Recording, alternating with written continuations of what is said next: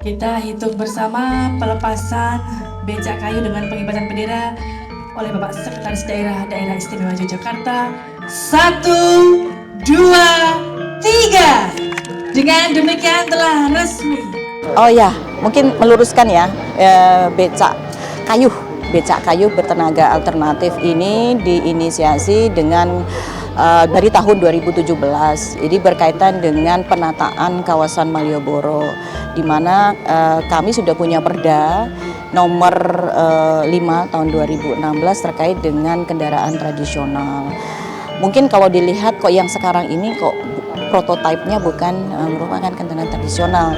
Itu bagian dari perjalanan kita untuk menemukan suatu bentuk kendaraan yang nyaman ya ini namanya becak wisata sih sebenarnya seperti itu, tapi kami juga memproduksi nanti becak-becak yang dari sisi sasisnya itu tetap mempertahankan tradisionalnya. Jadi harapan kami untuk di kawasan Sumbu Filosofis nantinya itu, karena nanti ada pembatasan untuk penggunaan kendaraan bermotor, khususnya nanti yang tradisional adalah kami merekomendasikan hanya becak kayu, tidak kendaraan yang lain untuk kendaraan tradisional selain andong ya.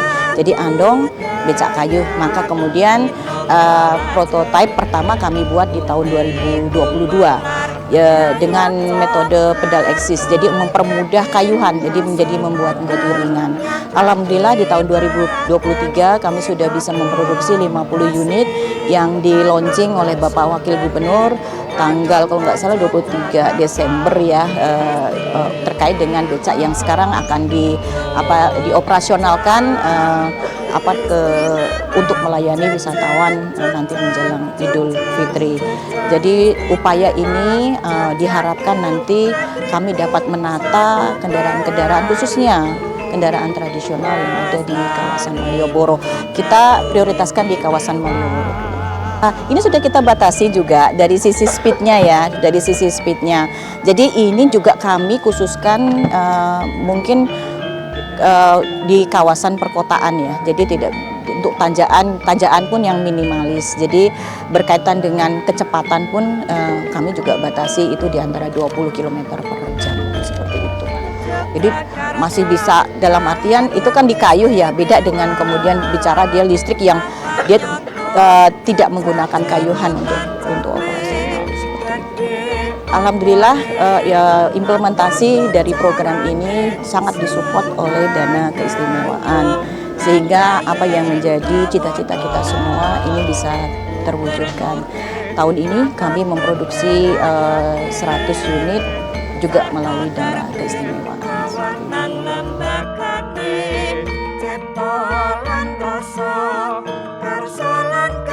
Bismillahirrahmanirrahim.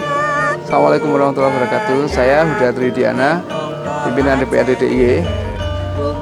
Alhamdulillah pagi ini sudah dilaksanakan penyerahan becak kayu bertenaga alternatif.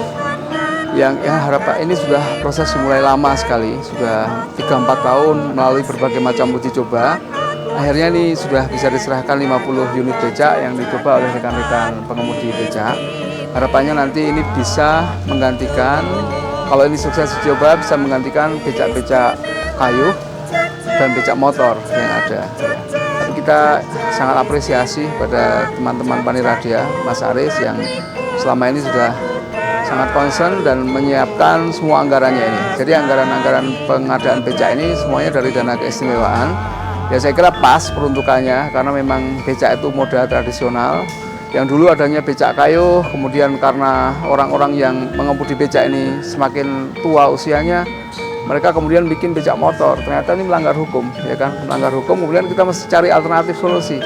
Jadi sudah sejak tahun 2017 kita cari alternatif solusi, mendapatkan lampu hijau dari Kementerian Perhubungan, mau memproduksi massal becak listrik. Ternyata nggak ada contohnya. Mas Aris ini kemudian turun, kemudian dengan memberikan beberapa anggaran melalui dana keistimewaan, membuat sekitar 16 prototipe. Dari 16 prototipe itu dipilih yang bagus mana, ini yang paling bagus. Nah, saudara juga sudah pernah nyoba.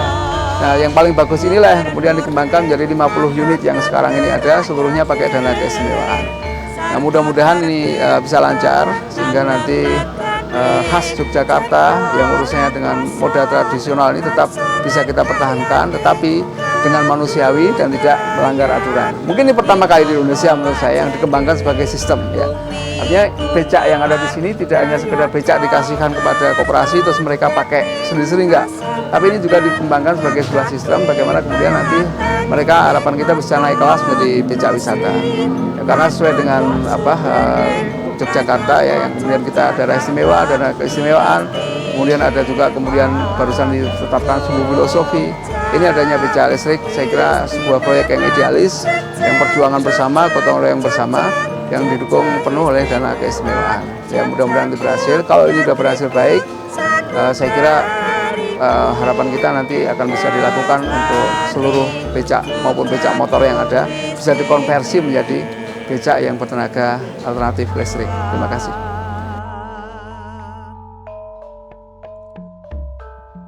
Ya, perkenalkan nama saya Pak Imin, saya Ketua Paguyuban Becak Kayu. Saya dari pengurus becak itu sejak tahun 1985 sampai sekarang. Masih eksis menggunakan becak kayu. Anggota saya kebanyakan tua-tua. Terus sama pemerintah DIY dikasih bantuan seperti itu sangat menolong. Jadi tidak menghabiskan tenaga yang sudah tua-tua, bisa direalisasikan ke bawah. Jadi harapan kami mudah-mudahan setelah ini turun semua yang menjadi halangan bagi pemerintah bisa terselesaikan dengan baik. Gimana rasanya Pak pas naik beca? Wah, bagus, enteng Mas. Bermudah ya. Untuk dari tampilan juga. Tampilan bagus. Kalau wanita seneng ini pendek, lebar, terus bersih. Pakai alat-alat kelengkapan yang lain. Ini juga ada satu pengamannya. Itu ada 2. Klaksonnya juga keras.